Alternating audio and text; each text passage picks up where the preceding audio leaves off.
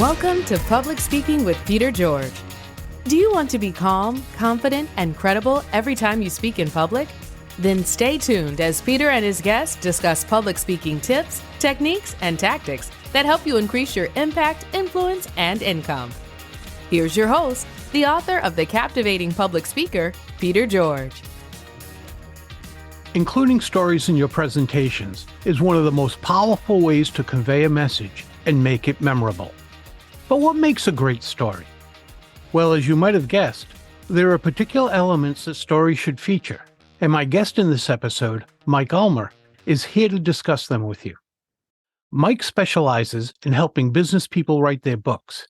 He obviously knows what he's doing because he has written 19 of them, with a total of nearly $1 million in sales revenue. Mike has worked as the in-house storyteller for the Toronto Maple Leafs and Toronto Raptors, as well as the senior writer at Maple Leaf Sports and Entertainment. Mike has also written for the Toronto Star, National Post, Southern News Bureau, and other news organizations across Canada. And here's a little bit of trivia. With $170,000 in sales, his book, M is for Maple, is the best-selling alphabet book in Canadian publishing history. Here's my conversation with Mike Ulmer. Mike, welcome to the show. Oh, listen, thank you for having me. Mike, on this episode, we're going to discuss the dynamics that drive a great story. And I'm really looking forward to it because I love storytelling. Me too. So let's start with the basics. What should we do if we don't even know how to find stories? That's a great question, Peter, because sometimes it takes somebody else asking us questions. And I'm not sort of plugging my own business here. Let me tell you a story, okay? My dad, he was a real wildcat. And what he would do to walk the dog is he would put the dog in our Datsun and he would drive out of town to a dirt road. And he would take the dog, gently lift the dog out, put him outside the car, and then slowly drive away. That was his idea of walking the dog. And I was 10 years old until I realized, man, that's not a good way to walk the dog. That's horrible. But when you're in your life or doing your things, you don't necessarily recognize as what you're doing is exceptional until somebody else points it out. And a rule of thumb I often find is that what you consider normal, I consider exceptional, and vice versa. So it almost takes sort of a second look to really find what that thing is. And the point of storytelling is not to tell a story. The point of storytelling is to deliver a conclusion. The story is the train that takes the conclusion through the tunnel to the other side. Any story that's not relevant to your conclusion shouldn't be in your work, in your book, or in your speech in your case. No one cares about your story. They only care about how their story is going to impact them. And that's just human nature, right?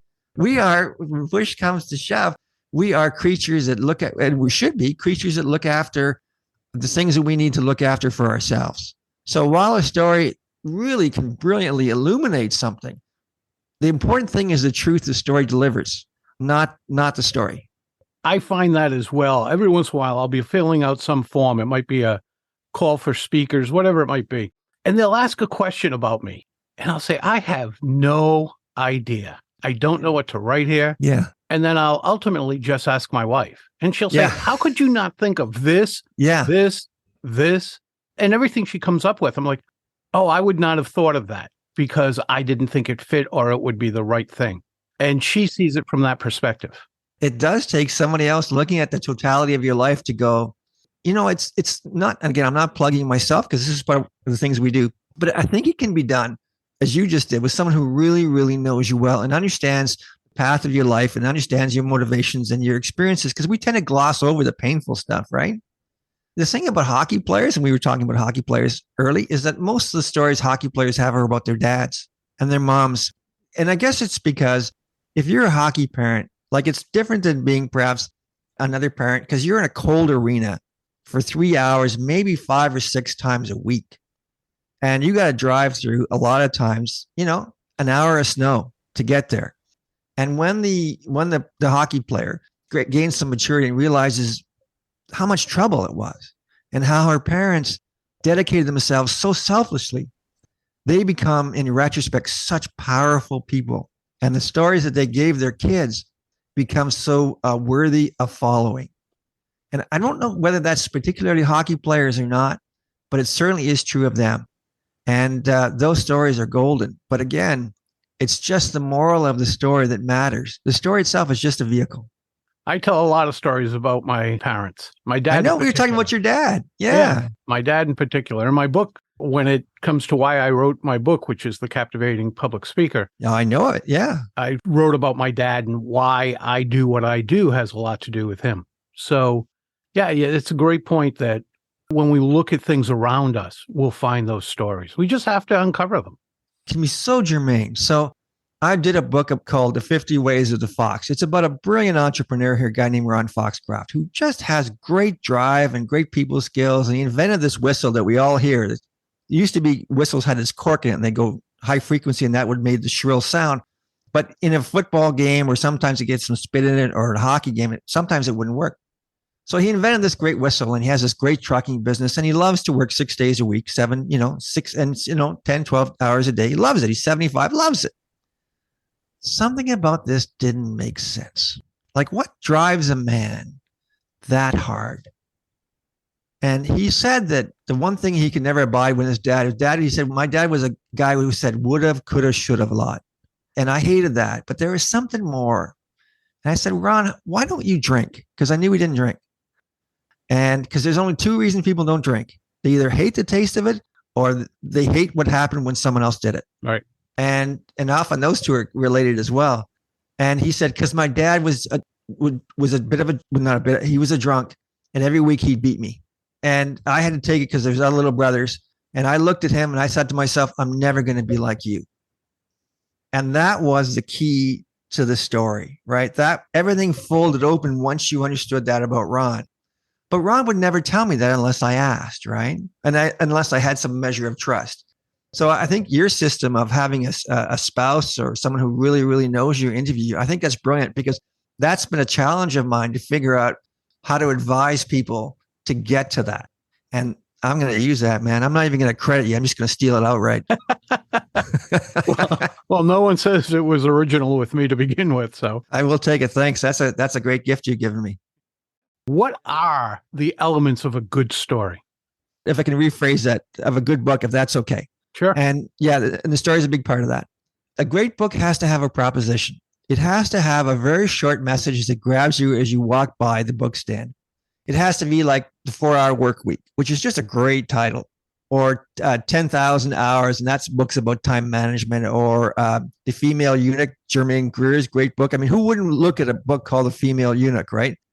And there's so many. So it has to, first of all, be a couple of short words that really grab your attention. And then it has to be built on a proposition. So it has to be The 4-Hour Work Week. It's not really a 4-hour work week, but it has to, that book is built on the idea that you can do a lot to reduce the time you're working. And if you kind of open your mind to it, this great book on 10,000 Hours is a book on time management, about how the fact is you have to acknowledge that you're mortal and then work backwards from that, not the other way around. So these books have to have what I call a proposition. How to Win Friends and Influence People. How could you not want to read a book called How to Win Friends and Influence People, which I think is a brilliant book, by the way. And they have to have a proposition that will advantage the reader. Because as I said earlier, we're all drawn by something that advantages us. So they have to have something that appeals to the reader, that really, so that's catchy, that's a little bit counterintuitive, and that appeals to the reader. That's the hook. That's the, and that is a bit of a story, but it's just as much sort of a declaration, sort of a manifesto. You have to have the stories that flow to it. So this story, Peter, is the captivating public speaker, and you made a great analogy. You talked about how your dad was a big reason why you did this, right? So in that case, stories about your dad are super germane, because they really, really speak to how you got to the conclusion that's going to benefit the reader. And really, we all look for evidence, right? We're always looking for evidence. If I'm talking about public speaking and I've never done it, well, I don't have credibility. But if I've written a book and I've done it tons and tons of time and I've coached people, yeah, you're going to be far more inclined to listen to me. So that's really, really important. The stories are really important and really germane to creating confidence in the mind of the reader, or in your case, the listener, that what you're telling them is of practical value to them. And the third element of a story is of a book in this case is lots and lots of tips. So I'm sure your speakers, they give lots and lots and lots of advice. It doesn't matter whether you convince people that you're right if you don't tell them how to move forward, right? And how to engage in what you're telling them. So a fable is great, but if it doesn't come with a moral and an action plan, it's useless. Right. And so those are the three elements and then the story, then you're good, because if the story sort of lends itself to that conclusion, then you're great. So the story was how bad the 1962 Mets were. Famous Casey Stengel famously said, "Can anyone here play this game?" And the Mets had a guy named Marv Thornberry. They're the worst team in history. They lost something like 134 games. Nothing went right for these guys. And they had this player named Marv Thornberry. And one day in Chicago, he hits a ball down the right field line. It kind of gets lost in the ivy. Marv cruises into third base. This is the best thing that's happened to the Mets in like weeks. Everyone's excited in the dugout. And then Ernie Banks runs the appeal play at second base. They touch a second base. "You're out," the umpire says. And Casey Stengel is livid, right? And he goes to run out and argue the call. And he goes by the first base coach. And the first base coach grabs him and says, "Don't bother, Casey. He didn't touch first either." Well, that story really powerfully illustrates how completely inept that team was. Right. It's a great story. And you kind of sympathize with Casey Stengel. And that's really a great story. But there are kind of rules to these things. An example is there were like 9 rules for the Roadrunner that Chuck Jones insisted on everyone that illustrated the Roadrunner had to follow. It had to always be done in a butte. All the equipment had to be from the Acme Manufacturing Company, right? But also smaller stuff. The audience's sympathy always had to be with the coyote. I wanted to get that little bastard. And it always backfired. Right. And so another one was the coyote had to have been able to stop at any time, but it was his own madness that drove him for the inevitably disastrous conclusion. So that was another rule. So stories say so much in just the way they're presented, and so much really in the stuff that goes unsaid.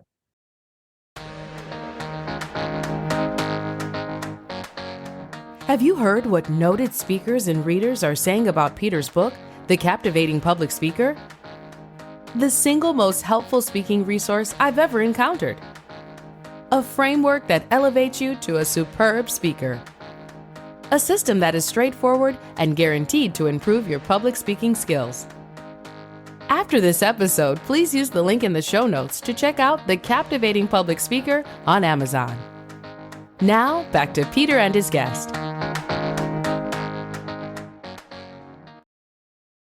At the beginning of explaining the different elements, you mentioned the hook and you gave example with some books. Yeah. How can my listeners go about creating an effective hook for one of their talks? Look for the thing that's so obvious to you that would surprise somebody at a party. Yeah, imagine yourself having a party and the person turns to you and says, "What about your business don't I know?" Let me give you an example. Sure. In the United States, in financial planning and estate planning, so many people are concerned about the government getting their money, right? Because it's a philosophical issue more than anything else. And so they will jump through hoops, many of them wise, many of them unwise and illegal, driven by the motivation that they don't want to pay an inheritance tax. So they'll give their estate to someone who has no business having it, or it's going to be disastrous in terms of the relationships between the family. But they'll do that because they're so pissed off about inheritance taxes.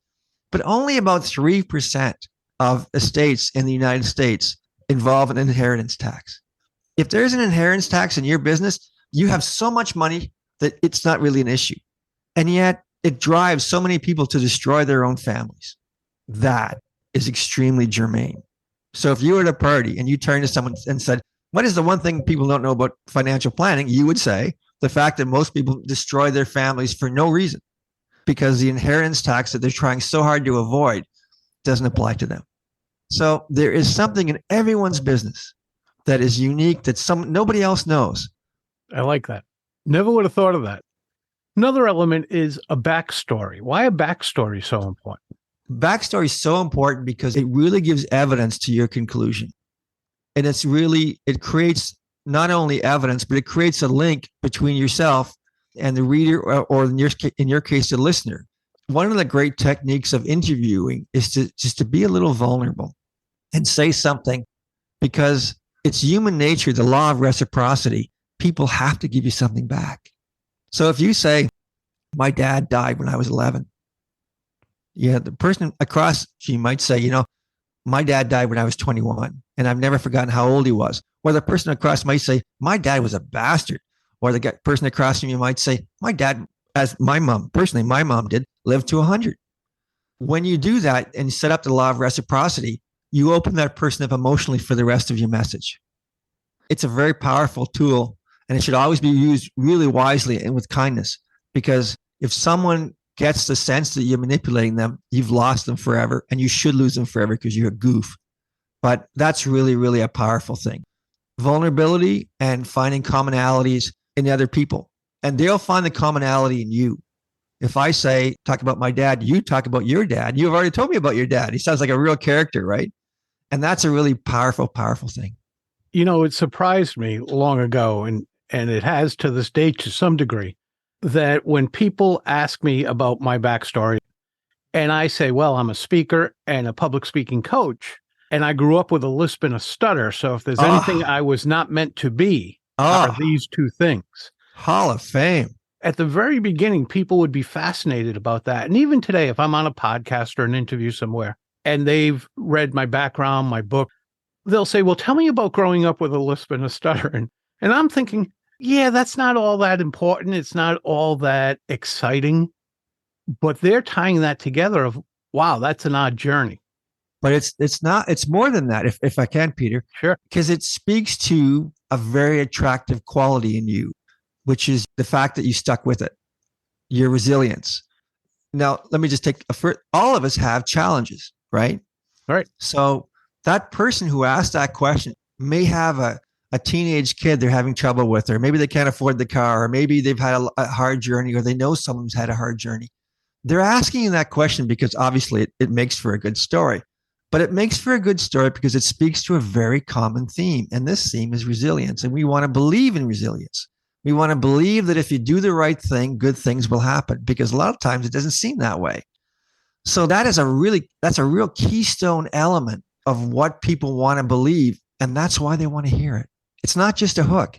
It speaks to something deep in people, a belief that's deep in us, that if you could, and this is, I think, a great American belief, is that if you work hard enough, you can overcome anything. And that's really important to know. That's the message.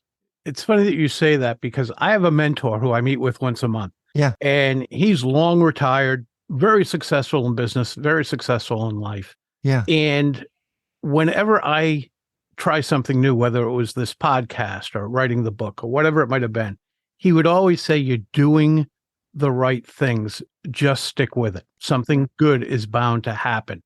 And he was right every single time. What a fantastic thing to say, because it's so easy to like, we have these pernicious internal voices that tell us that we're not good enough, or tell us that other people can do it way better than we can, or tell us that we're ugly, or tell us that we're fat, or tell us whatever it is, that our parents were always right when they called us losers. These are vicious, vicious, cancerous voices inside us. So to hear someone tell you, it's going to work out. You're doing the right thing. I admire what you're doing. There is a reward at the end. You are resilient. You will win. That's really, really powerful, because it sort of takes away the voice of all the terrible voices inside us. And I think that's why sometimes we don't think our story is that important. I know I'm guilty of that it's my story. It's not huge. It's not exciting to me. It's just what I lived. Oh man, I would open with that. But you're this is your expertise, not mine. But I think that's really, really powerful. And it doesn't surprise me that someone who comes at it cold would want to go there. All that too, I guess the backstory and even more so our stories matter. Yeah. And you speak oddly because you're from Boston. That's the reason you speak weird. South of Boston. Those Boston people have a funny accent. That's right. I'm a Canadian. I believe I don't have an accent. That's tragic. One of the other things you talk about, yeah, and I believe this is the title of one of your new books, of which you've written 13, 14 books. I just counted the other day. I have 19. 19. 19. My Three God. of them really, really good. And isn't one titled Show and Tell? Yeah, the one of the latest ones is called Show and Tell, and It's about the power of show. That's kind of obvious, and tell, and how in a great story, there's things you show and there's things you tell, because what I mentioned earlier on is we're always looking for clues. And so the analogy I always go with, so you're in the cave and you want to create a weapon. And so your buddy in the cave says, okay, go out the cave, turn left towards the big fiery object. You will see water. By the water, there are long sticks. We call them reeds. Snap off a reed and then go to the large black object. We call those rocks. Knock off a piece of the rock and then sharpen it against the rest of the rock. Stick it on the reed and then come back. And so the guy does. He does all this stuff and comes back. Well, that's great. And he's used very explicit tells to tell the guy what to do. But when the man comes back with a stick that's got an end to it, the guy who told him the story has to develop a whole new set of skills. He has to decide, based on what this guy is doing, looks, sounds, and in his body posture, what this dude's going to do with the stick, whether he's going to use that spear on him. That's the difference between show and tell. He'll show and tell. So the guy's not going to run you through with the spear and then tell you first. Well, maybe he can. But the whole idea is that people observe what we have the capacity to take direction. And that's really why, of all the species that have roamed the earth, 99% are extinct because they don't take direction well. And we do and did. And that's why we're still here. And so it's that how to know when to show someone and let them earn it, right? Because when you show something, they're making a conclusion, they're earn it. And because a lot of people lie to us, we believe what we see more than what we're told. So when someone shows you that something, and magic works great by misdirecting this, but when someone not necessarily when someone shows you, but when you observe something, you're far, far more likely to believe it than when someone tells you something. But when you observe something and then the person reinforces it by telling you something else, that's a really potent combination. So the trick is to show and to tell in the right kind of combination. Do you think that's why when someone's presenting that props work so well? Well, I think so, but there's a real danger in it. I think obviously PowerPoint PowerPoint is the ultimate prop. It's used so often, and I'm sure in your business as well, to say that most people are left-handed or right-handed is great. To put up a pie chart that shows 88% of people are right-handed, that's pretty powerful. So I do a lot of work with kids. I speak to a lot of kids because I wrote this book, Emma's for Maple, and it's just sold a lot of books in Canada. And so it's a kid's book. So I go into it just for fun. I'll go into schools and they'll give me the school, right? And they'll say, kids on a cold floor in February, they're a tough room. But I find that through all the techniques that you would probably develop, I don't use any prompts at all. Sometimes I use pictures, but a lot of times I use pauses. There are times I'll just sit there and I'll just let them sit for like 3, 4, 5 seconds. Just let them sit, man. Oh, nothing more powerful than a greatly timed pause. Oh, you would know infinitely better than I do. But yeah, it's super, super, because they're leaning forward. All right. Well, you've shared a great amount of ideas for storytelling, from the hook to the backstory and your own story. Show and tell. I think that's an awesome idea. Where can our listeners connect with you to learn even more of your techniques, ideas, and take a look at your 19 books? That's very kind of you to do that. Well, Google has been pretty kind to me. If you just wanted to Google Mike Ulmer, you'd find quite a few things. I write regularly on Substack. I don't know if you're a big user of Substack. That's really a neat feature. The website is getcatapulted.com. Well, Mike, I hope my listeners go and take a look at your information, and I really appreciate you being with us today. Thanks so much, and I wish you the best. Peter, thank you. It was great fun speaking with you. I really appreciate it. That's a wrap of another episode of Public Speaking with Peter George. Be sure to tune in again for a conversation with another public speaking expert. And remember to use the link in the show notes to go to Amazon and check out Peter's acclaimed book, The Captivating Public Speaker.